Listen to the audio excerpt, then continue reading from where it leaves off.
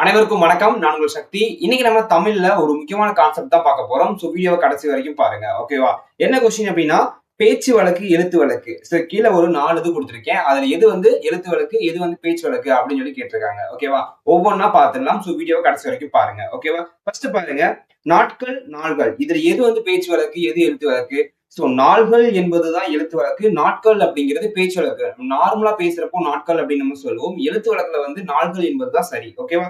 அடுத்து பாருங்க, பதற்றம், பதட்டம். இதுக்கு நம்ம எது எழுத்து வழக்கு, எது பேச்சு வழக்கு? சோ பதட்டம் அப்படிங்கிறது நம்ம பேச்சு வழக்குல ஏன் பதட்டப்பட்டு ஓடியாடுற அப்படின்னு நம்ம பேசுவோம் இல்லையா? சோ அது மாதிரி பதட்டம் அப்படின்னு நம்ம சொல்லுவோம். பதற்றம் என்பதுதான் எழுத்து வழக்கு. ஓகேவா? அடுத்து பாருங்க, மனதில், மனத்தில்.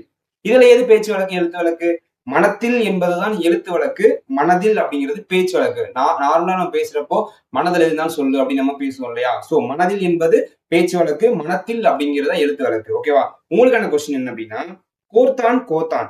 இதுல எது பேச்சு வழக்கு, எது எழுத்து வழக்கு அப்படின்னு உங்களுக்கு தெரிஞ்சு அப்படின்னா மறக்காம கமெண்ட்ஸ் சொல்லுங்க. ஓகேவா? மற்றபடி இந்த வீடியோ பிடிச்சிருந்துச்சு அப்படின்னா மறக்காம லைக் சப்ஸ்கிரைப் பண்ணிக்கோங்க. இது மாதிரி நிறைய வீடியோஸ் பார்க்கலாம். Okay, thank you. முடியாதது ஒன்றுமே இல்லையே, படியாக்கலாம் பணிகளே.